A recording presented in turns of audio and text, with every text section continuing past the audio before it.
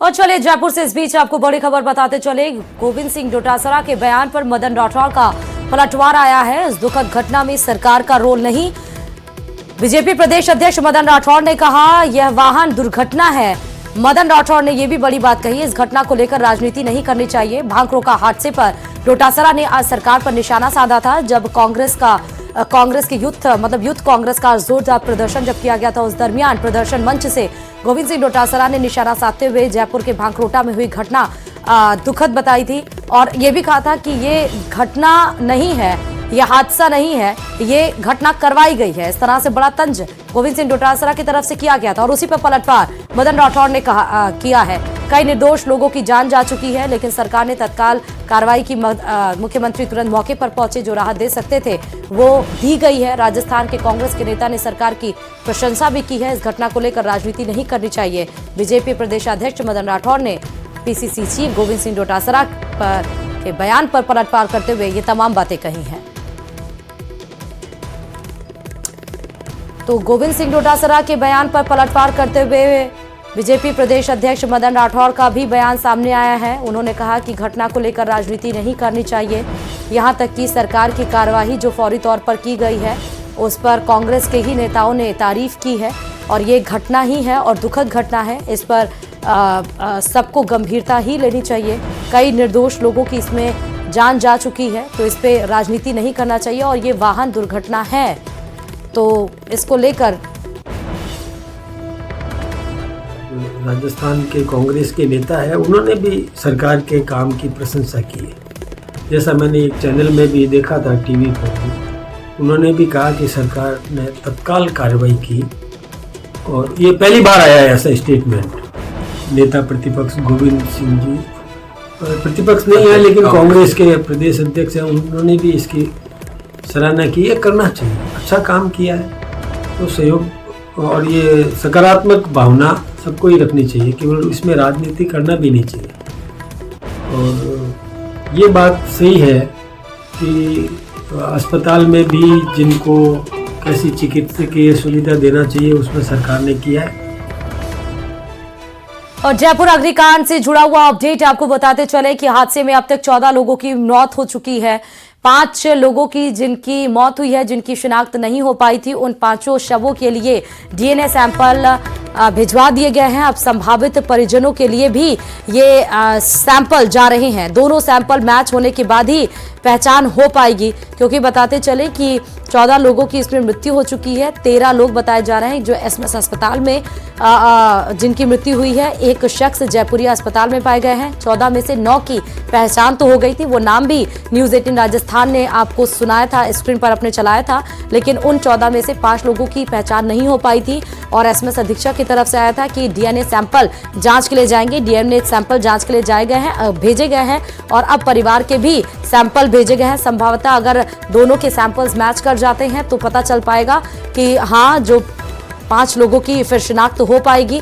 और आपको बता दें कि 20 दिसंबर 5:44 पर सुबह के समय एक दुर्घटना इतनी भयंकर घटित हुई, जहां पर एक गैस से भरा टैंकर यू टर्न लेते समय डीपीएस स्कूल के पास एक कंटेनर से टकराता है। उसके बाद गैस रिसाव होता है और एक तेज धमाका होता है। जितनी दूर तक ये गैस रिसाव अजमेर हाईवे पर फैलता है, उतनी दूर तक आग फैलती हुई नजर आती है और इसकी जद में 39 गाड़ियां आ जाती हैं, जिसमें 43 मरीज एसएमएस अस्पताल में भर्ती कराए जाते हैं। और ये भी पता चला है कि 25 मरीज अभी ऐसे हैं जिनकी कंडीशन काफी ज्यादा क्रिटिकल है, जो 75% से ज्यादा जल चुके हैं, जो अभी भी मौत और जिंदगी के बीच में जंग लड़ रहे हैं। जयपुर ब्लास्ट केस में अब तक 14 लोगों की मौत हो चुकी है। 27 से ज्यादा लोग अस्पताल में जिंदगी के लिए मौत से जंग लड़ रहे हैं। लेकिन इस बीच हादसे की वो तस्वीरें सामने आई हैं जिसने सभी के रोंगटे खड़े कर दिए। देखिए रिपोर्ट।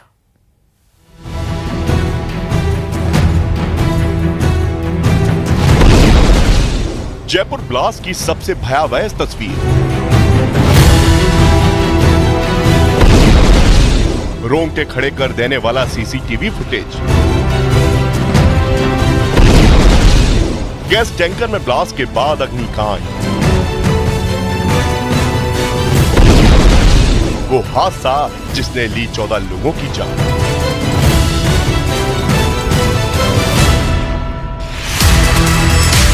जयपुर में ट्रक और टैंकर की टक्कर के बाद क्या हुआ, कैसे हुई 14 लोगों की दर्दनाक मौत, 27 से ज्यादा लोग 80% से ज्यादा कैसे जले?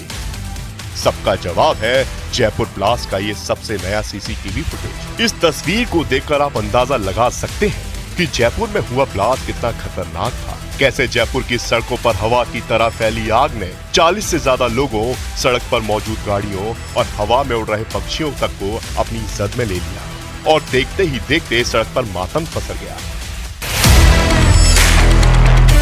आग इतनी तेजी से फैली कि लोगों को संभलने का एक मौका तक नहीं मिला। इस हादसे की वजह से पूरे इलाके में अफरा तफरी मच गई।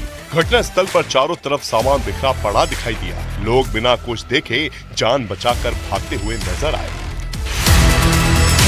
पुलिस और दमकल विभाग की टीम राहत और बचाव के दौरान गाड़ियों को काट काट कर लोगों को बाहर निकालती हुई नजर आई। लोगों को एम्बुलेंस के जरिए अस्पताल पहुंचाया गया, जहां अभी भी 27 से ज्यादा लोगों का इलाज चल रहा है। कुछ लाशें इस कदर जल चुकी हैं कि उनकी पहचान के लिए डीएनए सैंपल लिया गया है। हादसे में रिटायर्ड आईएएस करणी सिंह की जली कार भी घटना स्थल से बरामद की गई। मामले में सुप्रीम कोर्ट की रोड सेफ्टी कमेटी ने राजस्थान के मुख्य सचिव से 20 जनवरी तक रिपोर्ट तलब की है। नागौर शहर की बीकानेर रोड पर एक तेज रफ्तार बोलेरो कैंपर 8 बार पलटी। पलटते समय एक बार तो ऐसा लगा कि कैंपर में आग लग गई हो। पलटते समय आग की लपटें उठी। 8 पलटी खाने के बाद भी सवार भी हैरान हो गए। किसी को भी खरोश तक नहीं आई। इतना ही नहीं, बारी बारी से सभी बाहर निकले और कहा कि हमें चाय पिला दो। दरअसल ये सारा घटनाक्रम रात 1:50 पर सामने आया था, जिसका सीसीटीवी फुटेज अब सामने आया है। हादसे का वीडियो निकलकर सामने आया, जिसमें आपको दिखाई पड़ रहा है कि कैंपर नागौर से बीकानेर की तरफ जा रही थी और इसी दौरान कैंपर बेकाबू होकर पलटने लगी और पलटी मारते मारते एक एजेंसी के गेट पर जा पलटी, जिससे गेट टूट गया। 8वीं बार कैंपर गेट पर पलटी और रुक गई। इस दौरान एक सवार उछलकर बाहर भी गिर गया।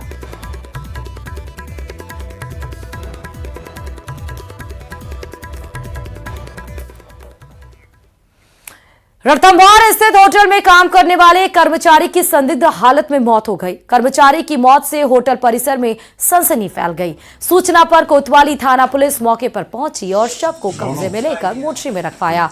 मृतक ऋषिकेश यानी उत्तराखंड निवासी भारत चौधरी है, जो होटल में शेफ का काम करता है। मृतक की बहन निशा चौधरी ने बताया कि उसकी भारत से यानी कि उसकी भाई से, भारत जिसका नाम है, बुधवार रात को आखिरी बार फोन पर बात हुई थी। इस दौरान भाई ने बताया था कि वो होटल के काम से खुश नहीं है और वो अपना काम बदलेगा। होटल प्रबंधन तबीयत खराब होने की जानकारी दी गई और कहा भारत आईसीयू में भर्ती है। निशा अपने परिजनों के साथ उत्तराखंड से सवाई माधोपुर पहुंची। निशा ने बताया कि मोर्चे में रखे उसके भाई के शव पर चोट के निशान मिले और मुंह से झाग भी निकल रहे थे। वहीं होटल प्रबंधन बार बार मामले को लेकर झूठ बोल रहा है। मृतक की बहन निशा की शिकायत पर कोतवाली पुलिस ने मामला दर्ज कर लिया है।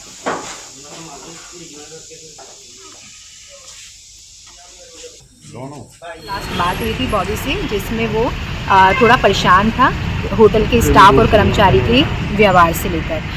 फिर अगले दिन ये कहकर उसने कॉल काट दिया और अगले दिन से जब हम फ़ोन ट्राई कर रहे हैं उसको, तो कोई रिस्पांस नहीं आया। उनके दोस्तों को भी हमने कॉल ट्राई किया, उन्होंने भी कोई रिस्पांस नहीं दिया, कोई कॉल नहीं उठा रहा है। फिर हमें 19 दिसंबर रात को 7 बजे के आसपास हमें कॉल आया कि आप लोग सवाई माधोपुर की हॉस्पिटल में आ जाइए, गवर्नमेंट हॉस्पिटल में, जिसमें आपका भाई आईसीयू में एडमिट है। जब तक हम यहाँ पे पहुँचे तब तक मेरे भाई को मॉर्चरी में रखा गया था और उसको मृत घोषित कर दिया गया था।